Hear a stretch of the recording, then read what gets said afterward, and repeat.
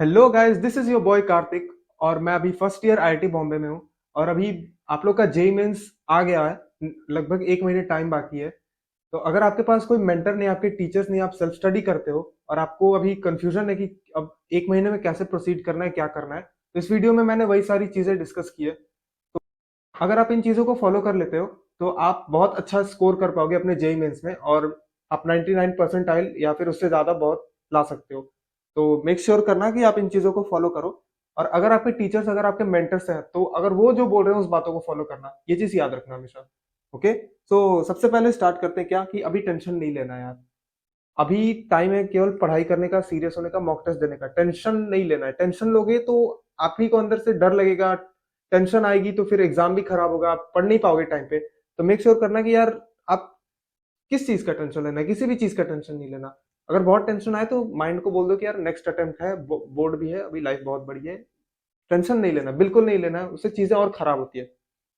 दूसरी चीज, कोई भी नया चैप्टर नहीं पढ़ना है अभी। अगर आपने कोई नया चैप्टर पढ़ना स्टार्ट किया तो आपको रिवाइज करने का टाइम नहीं मिलेगा पुराने चैप्टर्स को।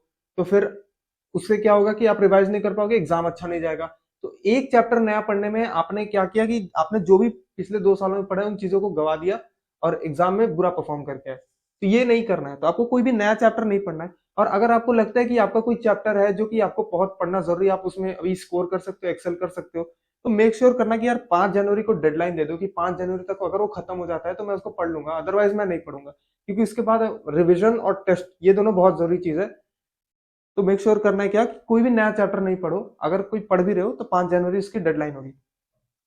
तीसरा, अभी मैक्सिमम टाइम रिविजन को दो। रिविजन इन द सेंस कैसे, कि आप रिवाइज जब कर रहे हो तो आपके जो नोट्स हैं उस पे आपने अगर मार्किंग कर रखी है तो वेरी गुड, नहीं तो आप एकदम एकदम गो थ्रू करो कि बहुत शॉर्ट में गो थ्रू करो। और रिवीजन मोस्टली क्वेश्चंस के थ्रू करना है, क्वेश्चन लगा लगा के, क्योंकि एग्जाम में हमें थ्योरी नहीं क्वेश्चंस करना है। जेई मेंस में हमें थ्योरी नहीं करनी, हमें क्वेश्चंस करना है। और मेक श्योर करना कि 1 से 1.5 मिनट में क्वेश्चन हो जाए, तो क्वेश्चन लगा करके रिवीजन करना है। और हर दिन एक टेस्ट देना है। अभी मेरी बात बहुत ये इंपॉर्टेंट है कि हर दिन एक टेस्ट देना है। जब मैं जेई मेंस की प्रिपरेशन कर रहा था तो मैंने 1 महीना पहले हर दिन एक टेस्ट देना शुरू कर दिया था। हमारे टीचर्स ने भी यही बोला था कि हर दिन एक टेस्ट देना जरूरी है।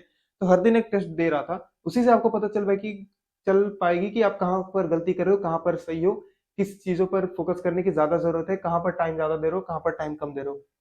तो मेरी नेक्स्ट वाली जो वीडियो होगी उसमें मैं टेस्ट में कैसे एक्सेल करना है मैं वो भी बता दूंगा। तो मेक श्योर करना है क्या कि रिविजन क्वेश्चन के थ्रू करना है और टेस्ट देना है, ये बहुत जरूरी है। और फिर चौथा पॉइंट, केमिस्ट्री बहुत जरूरी है, ऑर्गेनिक और इनऑर्गेनिक भी। अगर आपको रिवीजन करना है केमिस्ट्री में तो मेक श्योर करो कि एनसीईआरटी जरूर पढ़ो, ऑर्गेनिक की भी, इनऑर्गेनिक की भी। क्योंकि उसमें एनसीईआरटी में बीच बीच में बहुत सारे इंपॉर्टेंट पॉइंट्स होते हैं जो कि हाईलाइट नहीं होते, बोल्ड लेटर्स में नहीं लिखे होते हैं। तो वो जेई में ऐसे ही आकर उठा करके पूछ लेते हैं। तो मेक श्योर करो, तो उन क्वेश्चंस को करने के लिए आपको थोड़ा जाना पड़ेगा इन एनसीईआरटी बुक्स में, ऑर्गेनिक की और इनऑर्गेनिक दोनों की। और अभी अगर आपको कुछ पढ़ना ही है नए चैप्टर, तो मैं जहां तक मैंने किया था कि मैंने इनऑर्गेनिक बहुत अच्छे से पढ़ी थी आखिरी के अपने 1 महीने में। क्योंकि मुझे पता था कि मेरा उसमें उतना कॉन्फिडेंस नहीं है और ये भी पता था कि मेरी वो जल्दी से कंप्लीट हो सकती है, इसलिए मैंने इनऑर्गेनिक के चैप्टर्स पढ़े थे।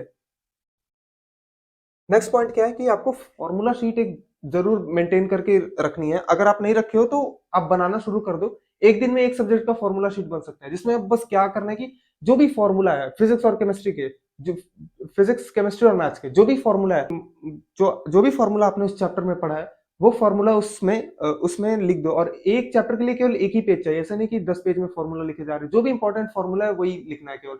उससे क्या होगा कि जेईई मेंस में जो क्वेश्चन होते हैं मोस्टली फॉर्मूला बेस्ड आते हैं। तो आप उन क्वेश्चंस को बहुत अच्छे से टैकल कर पाओगे। क्वेश्चन देखा, फॉर्मूला माइंड में आया, तुरंत सॉल्व किया, आगे बढ़ गए। ये करना होता है जेईई मेंस में। तो फॉर्मूला शीट बहुत ज्यादा जरूरी है। हाँ, अब टेस्ट की बात करते हैं। तो मैंने पहले भी इस यहाँ पर बताया था और यहाँ पर फिर से बता रहा हूँ कि 1 से 2 टेस्ट हर दिन देना जरूरी है। मैं क्या करता था कि मेरे जब आखिरी के 10 दिन बचे थे तो उसमें मैं 2 टेस्ट दे रहा था दिन में, 9 से 12 और 2 से 5। जहां जब भी मेरा जे मेंस होना था, उससे 9 से 12, 2 से 5। क्योंकि माइंड भी ट्रेन हो जाता है उस हिसाब से कि यार 9 से 12 और 2 से 5 तो अपन को पढ़ाई वाली काम करनी है। तो एग्जाम भी उससे बहुत अच्छा जाता है। तो अगर आप 2 टेस्ट नहीं दे पा रहे हो, क्योंकि तो आप मेक श्योर करो कि एक ही टेस्ट दो। एक टेस्ट दो और प्लस में रिवीजन करो बाकी टाइम। रिवीजन कैसे करना है, क्वेश्चंस के थ्रू ही। तो टेस्ट भी वेरी इंपॉर्टेंट है। अलॉटेड टाइम में देना है, 2 से 5 और 9 से 12, जो हमारा ऐसे जो हमारा टाइम अलॉट हुआ है, ऐसे कभी भी मत दे देना, वो बेनिफिट नहीं देता है। लेकिन 9 से 12 और 2 से 5 में दोगे तो आपको ही बेनिफिट देगा, ठीक है। और फिर नेक्स्ट पॉइंट क्या है, formula should be on tips. JEE Mains में क्वेश्चंस होते हैं मोस्टली फॉर्मूला बेस्ड होते हैं। जितना आपने फॉर्मूला अपने माइंड में चिपका करके रखा होगा ना एकदम, अगर वो टिप्स पर होंगे ना तो बहुत जल्दी जल्दी क्वेश्चन बनते हैं। अगर मैं बोल रहा हूँ कि फॉर्मूला अगर टिप्स पर होने चाहिए तो टिप्स पर वो होने चाहिए, क्योंकि उसी से क्वेश्चन बनने वाले हैं। एडवांस में ऐसा नहीं होता, एडवांस का गेम थोड़ा अलग है, बट मेंस में अगर अभी फोड़ना है तो फॉर्मूला बिल्कुल टिप्स पर होने चाहिए। बिना फॉर्मूला टिप्स किए आप ये नहीं कह सकते हो कि यार मैं उधर जाकर के फॉर्मूला डिराइव करूंगा पहले फिर जाकर के आंसर निकालूंगा। नहीं, 1 मिनट में एक क्वेश्चन करना होता है, इसलिए फॉर्मूला जो है टिप्स पर होने चाहिए। इसलिए मैंने ऊपर भी बताया था कि फॉर्मूला शीट बहुत ज्यादा जरूरी होती है, इस चीज को मेंटेन करके रखना है। फॉर्मूला शीट हो गया, टेस्ट हो गया, ये चीज बिल्कुल अभी नहीं भूलनी है, इन चीजों को मेंटेन करके रखना है। फिर क्या है, नेक्स्ट पॉइंट है एनसीईआरटी। मेरे भाई ये मान के चलो कि मेंस में फिजिक्स और केमिस्ट्री में जो भी क्वेश्चन आएंगे सारे के सारे एनसीईआरटी से आने, और कुछ थ्योरेटिकल क्वेश्चन जो फिजिक्स और केमिस्ट्री के हैं वो भी एनसीईआरटी से आते हैं। लास्ट फ्यू ईयर्स में देखोगे जब से एनटीए ने पेपर बनाना स्टार्ट किया तो एनसीईआरटी पे काफी फोकस देते हैं। तो आप मेक श्योर करो कि आप एनसीईआरटी जरूर रीड करो, फिजिक्स का भी और केमिस्ट्री का भी। मोस्ट इंपॉर्टेंटली केमिस्ट्री का करो, क्योंकि बीच बीच में कुछ इंपॉर्टेंट पॉइंट्स होते हैं जो कि बोल्ड नहीं होते, तो वो पूछ लेते हैं मेंस वाले। तो इसलिए केमिस्ट्री के लिए एनसीईआरटी बहुत जरूरी है। मैथ्स एनसीईआरटी का जेई मेंस से ना ही एडवांस से कुछ खास रिश्ता है नहीं, क्योंकि बहुत ज्यादा ऊपर लेवल के क्वेश्चन आते हैं जेई मेंस में भी एडवांस में भी as compare to NCERT. Next चीज आती है कि अगर आपको रिवीजन करनी है ना तो आप रैपिड रिवीजन करो। Rapid revision in the sense कि 15 दिन में पूरा सिलेबस रिवाइज करना होता है। तो मतलब क्या हुआ कि एक सब्जेक्ट 5 दिन में रिवाइज करना है। 5 दिन में रिवाइज कैसे करते हैं कि बस गो थ्रू करना है, बहुत जल्दी जल्दी गो थ्रू करके क्वेश्चंस लगाने हैं, बहुत जल्दी जल्दी गो थ्रू करना है। बस नोट्स हो गया, इंपॉर्टेंट पॉइंट्स आपने कुछ तो 2 साल में किया होगा ना, हाईलाइट किया होगा या फिर इंपॉर्टेंट पॉइंट मार्क किया होगा, कुछ तो किया होगा ना, तो उसी से बस गो थ्रू करना है। और वही उसी से होता है हमारा रैपिड रिविजन। तो रैपिड रिविजन ही करना है, ऐसा ऐसा नहीं करना है कि एक चैप्टर को दे रहे 4 घंटा 5 घंटा केवल नोट्स रिवाइज करने में, नहीं वो नहीं करना है, वो उस चीज का टाइम खत्म हो चुका है। अभी केवल रैपिड रिविजन पे फोकस करना है अपन को। नेक्स्ट क्या आता है, क्वेश्चन प्रैक्टिस। जब आपने रिवीजन कर लिया तो मेक श्योर करो कि आप दिन के अगर केवल क्वेश्चन प्रैक्टिस कर रहे हो तो आप 150 क्वेश्चन जरूर लगाओ, जिसमें से आप डिवाइड कर सकते हो। मैथ्स के 30 लगा लेना और बाकी फिजिक्स केमिस्ट्री के 60-60 लगा लेना, या फिर ऐसे 50-50-50 भी कर सकते हो। तो आप क्वेश्चन प्रैक्टिस जरूर करना, क्वेश्चन प्रैक्टिस से ही सब कुछ होना वाला है। केवल थ्योरी पढ़ के जाओगे भाई कुछ नहीं होगा, क्योंकि न्यूमेरिकल्स आते हैं। मैं ऐसा नहीं कह रहा हूँ कि थ्योरेटिकल क्वेश्चन नहीं आते, बट न्यूमेरिकल्स ज्यादा आते हैं। न्यूमेरिकल्स अगर सॉल्व हो जाएगा तो सब कुछ हो जाएगा हमारा। तो question practice is very important. और आखिरी में हमें एम कितना करना चाहिए, देखो अगर आप जैसे मॉक टेस्ट देना स्टार्ट करोगे ना, जो मैंने बताया था कि 1 से 2 मॉक टेस्ट दोगे, तो मॉक टेस्ट देना स्टार्ट करोगे ना, आपके इनिशियली नंबर ऐसे आएंगे 60, 70, 80, 100, 110, 120 ऐसे नंबर आते। मेरे भी 120, 130, 140 आते थे, बट वो एंड में जाकर के बहुत ज्यादा बढ़ गया था, बहुत ज्यादा मतलब 200 के अराउंड आने लगा था। तो फिर जनवरी अटेम्प्ट में तो वही एम अभी क्या करना है कि अगर आप 50 to 60% भी स्कोर कर लेते हो तो आपको बहुत आराम से 99 परसेंटाइल आ जाएगी, बहुत आराम से 180 नंबर पे 99 परसेंटाइल आराम से आ जाती है।